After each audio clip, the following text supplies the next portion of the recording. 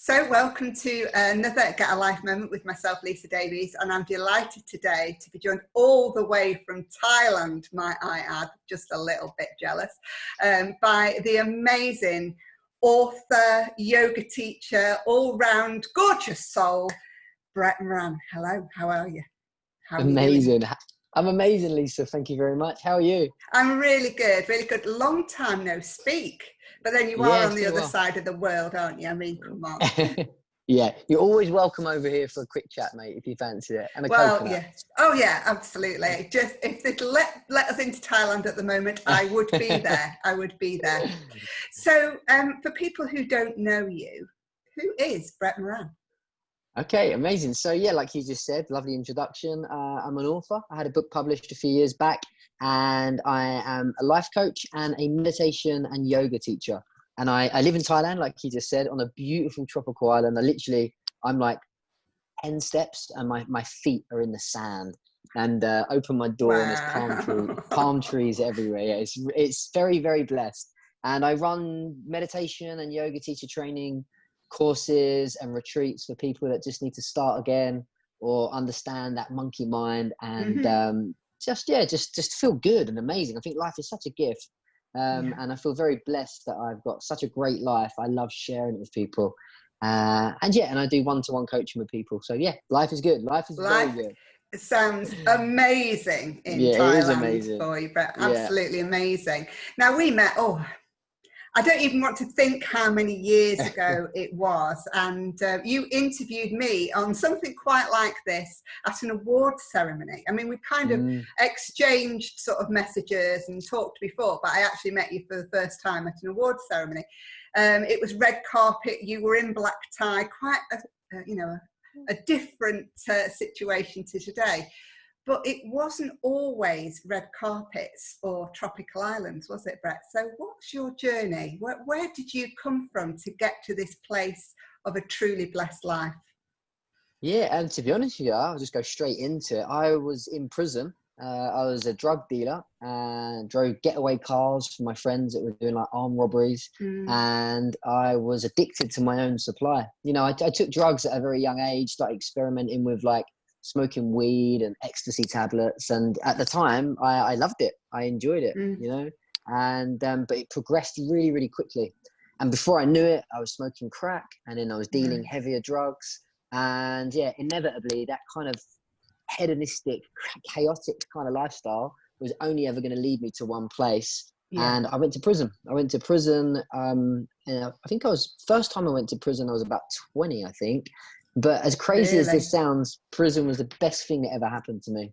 There's nothing can prepare you for that moment that they lock that door shut behind you and you're in a cell on your own. I'm And sure you it becomes literally, very real at that point. totally, yeah. I mean, I was Jack the Lad selling drugs. I had loads of criminal records, and every time I got arrested, I got like away with it. And then one day, I just didn't get away with it. My luck ran out, so to speak.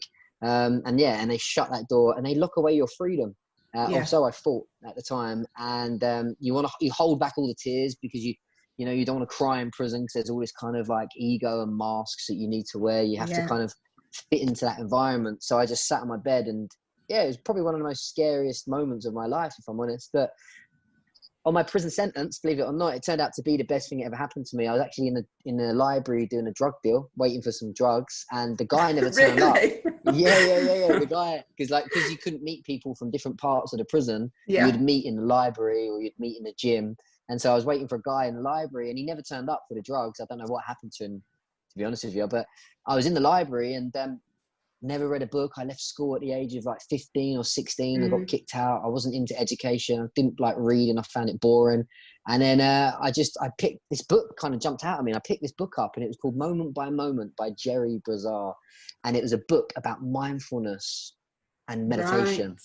Yeah, but the funny thing is, like, again, back into this kind of bravado, kind of, this ego that I had to wear, or this mask I thought I had to wear. I was brought up by a racist football hooligan. My dad was taking me to football matches and telling me that the color of your skin and the country that you was born into, meant everything. And like, he brainwashed me basically. So I'm saying that because I never sat on my dad's lap and read about like Buddha or, the Bible. We never went to church. So when I was in this prison library and I found a book on meditation and Buddhism, I felt like it was weird and it was odd and it was like stupid.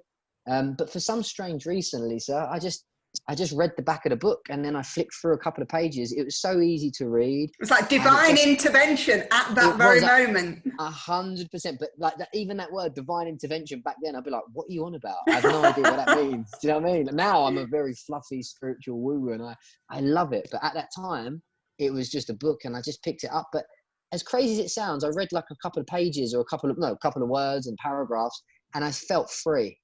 My mind just calmed down. Yeah, so I took the book back to my cell and I just read it and I just learned. I taught myself how to meditate for months and months and I became like a happy prisoner. Yeah, and then the story, obviously, you know, I didn't come out of prison and everything was great. I came out of prison within a few weeks, well, probably a few days, I got back onto drugs. It got worse. I went back to prison about 6 months later. But after that, as we now would say, that divine intervention and that moment, something just changed in my mind. I had this awareness, this consciousness, a higher voice speaking to me. And I always knew I was doing the wrong things. I always knew, you know, that there was just I don't know, there's that great story, isn't it, about the wolf, the two wolves inside us are having that fight, you know, and the little boy asks his granddad, like there's a good wolf and a bad wolf. And the little boy asks his granddad, which wolf wins the fight? And the granddad says, whichever wolf you decide to win. Yeah. And so I just feel like I've just been trying to feed that positive wolf over the years, and inevitably, you know, feeding the positive side, it's now led me to living on a beach, being a yoga teacher, which I could probably never have dreamed of back then as that kid was in prison. I guess if I'd have been stood next to you in that library, not that I would have been stood next to you in that library, but if I would have been on your shoulder, you were saying the drugs. I was waiting for you. If I'd have been there, sort of saying to you, right, can you imagine? Just fast forward in your life a few years from now, and you are going to be on a desert island in Thailand, teaching people mindfulness and yoga and having a daily practice, a daily spiritual practice. You'd have thought, get away with yourself. What are you on? Yeah. When you actually say it like that, you've just made me think of how far it's been. And I don't really think about stuff like that, but it's a good question. I never would have thought it in a million years. Yeah. So how did you manifest that? Obviously you'd read the book in the first instance and you got this deep inner knowing that, you know, you wanted to feed the good wolf, as you put it.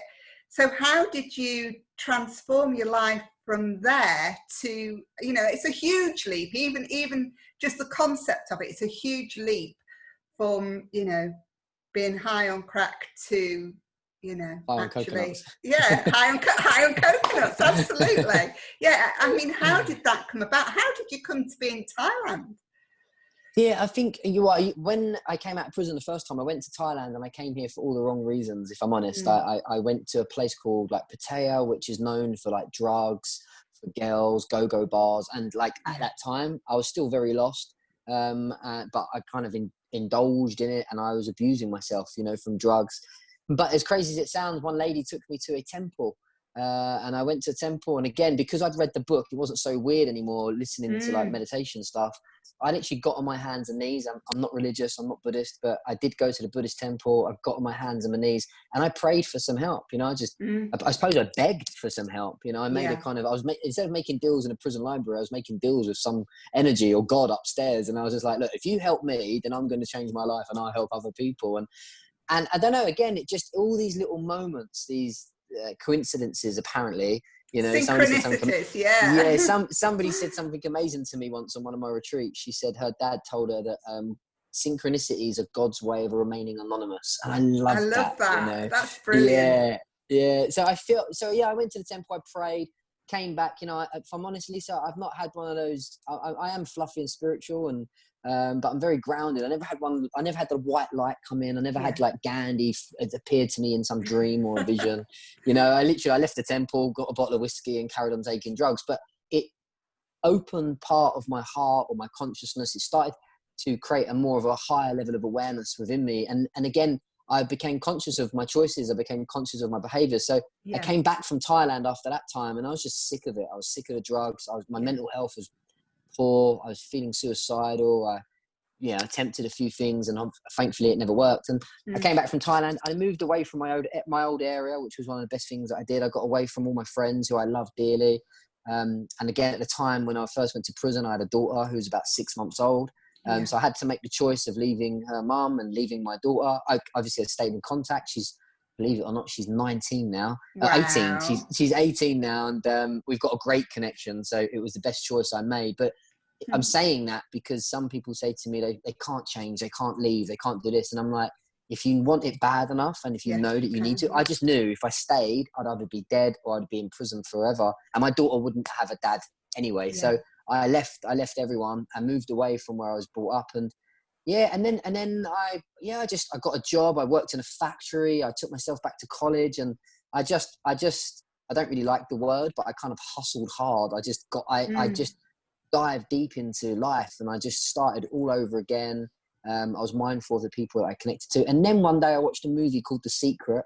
And I realized that I was already visualizing and dreaming about who I could become. My first vision, believe it or not, was in a prison cell. And all I wanted was just to be running around with my daughter on a field and be clean from drugs and just be normal, whatever that is. But and I could see it when I was in prison. I never knew about the secret of the law of attraction, but when I was in prison, I visualized an image. I just literally used my mind to picture me running around with my daughter. And you know what, Lisa, it just felt good. You know, I'm not sure what it is that kind of happens, but I was in my prison cell and closed my eyes. I could see my daughter. I could see me clean, and I just felt good. So I just did that every day.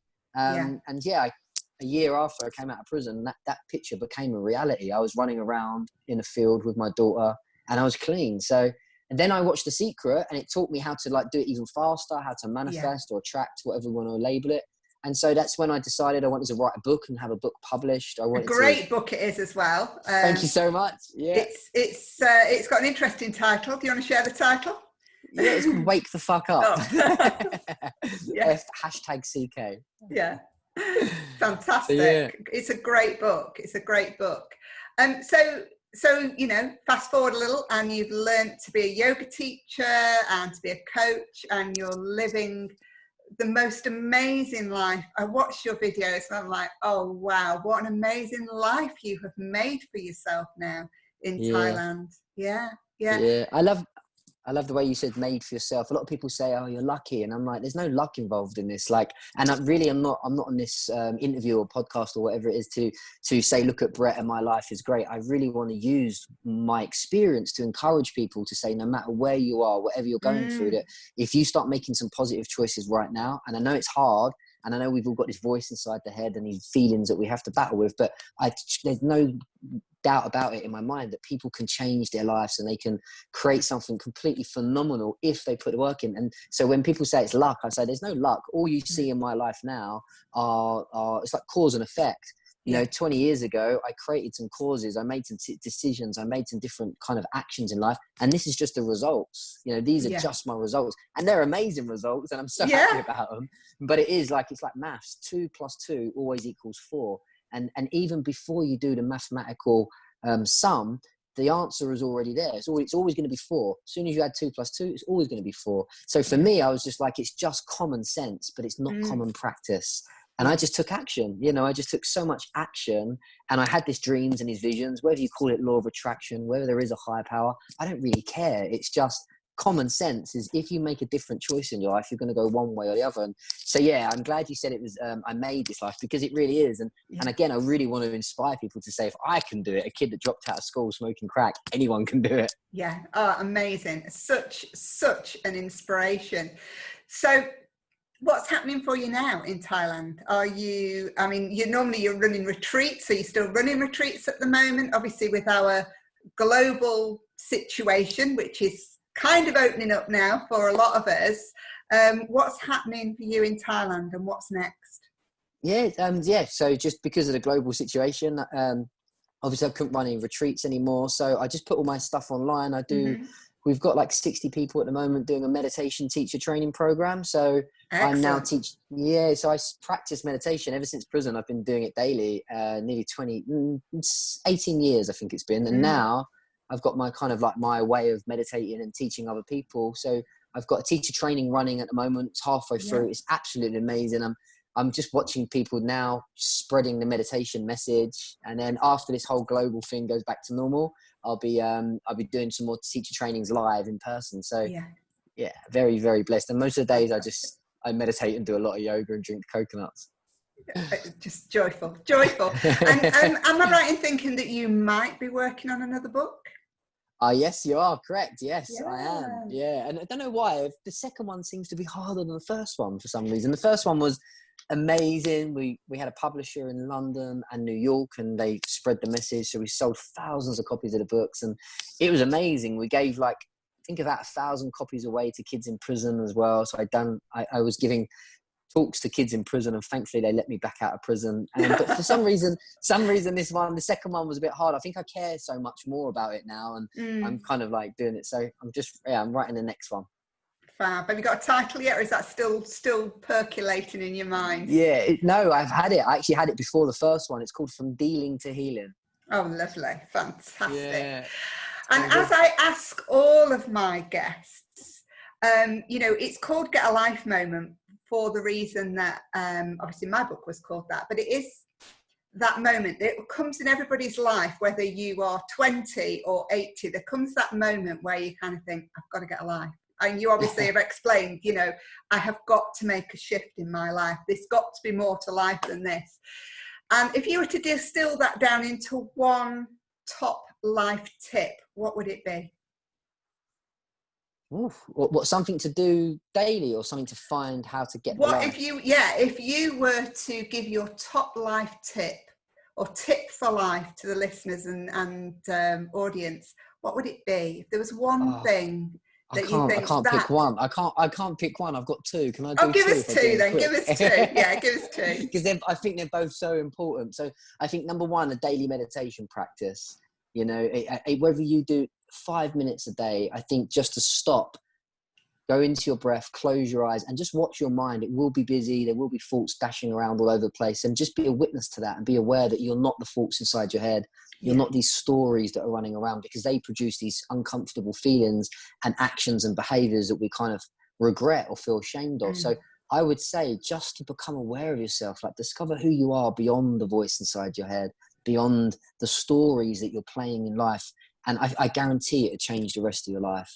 And studies show scientifically, if you just do a 5 or 10 minute practice every day for 30 or 40 days, it starts to change the neurological pathways in your brain. So it's not spiritual and all woo and fluffy. It's also very scientifically based, that you'll get better sleep, you'll reduce anxiety and stress, your mind will feel calm, and you'll feel a lot more creative, a lot more energized. And then moving on to tip number 2, you can then use your mind. So I would say start to visualize, if you, no matter what situation you're in right now, I believe my life has proved that you can come from something extreme to the complete opposite, to the other end of the scale.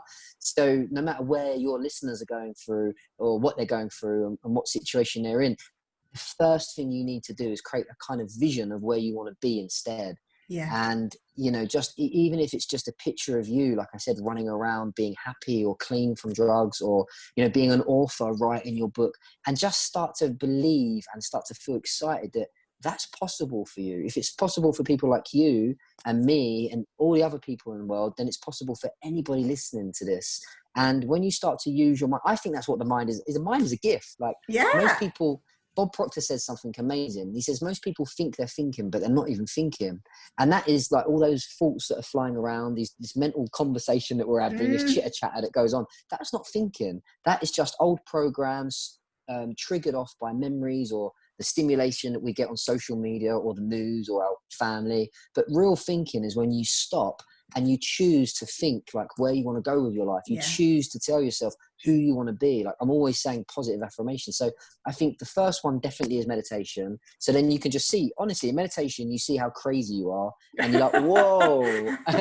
It's all that shit going on up here. Why is that? Totally. You're like, oh. And then you can just pierce beyond that and just kind of realize that you're not that. And then the second one is, if you've got a mind, why not use it? Why not create something you want? And maybe you don't want to be successful and make businesses and have money. Maybe your vision is just to be peaceful and happy and be a happy dad, or, just wake up and just feel grateful for life. There's a lot of suffering in the world, and I think it's unnecessary. And I think the reason why is because we've not been taught how to use the mind and think or visualize. And if we were taught that, then life would be phenomenal. you know. So that's my 2 top tips. Thank you for letting me share. Fantastic. Well, it's been an absolute pleasure just hearing your story, and what an inspiration. You are living proof that anything is possible if you just apply those 2 top tips. Meditate daily and utilize that amazing computer we have walking around with us to create, you know, to manifest magic. So thank you so much. I'm interested to know, Lisa, what's your tip? What do you give? What's my top tip for life? Be yourself. You can't be anybody else. Everybody else is taken. Amazing. Yeah, just be yourself. You know, I was so many years in the corporate world where, you know, the corporate clones, and you have to fit into a certain way, or you perceive you have to fit into a certain way of being. And actually, you know, the more authentic you can be to who you truly are as a soul, where you really show up as that, life becomes amazing when you can truly show up as who you are, who the soul is on the inside. So just be yourself. Yeah. Amazing. Nice. You're the I like first that. person to ask me. The first person to ask me. That's brilliant. Thanks for spending time with me today, Brett. I'm sure you'll go back to your coconuts now, and I'm looking out of my window at a rather grey day in comparison in Lincolnshire. Great speaking to you. You're welcome. Thank you so much, Lisa, and everyone else. Have an amazing day. Thank you.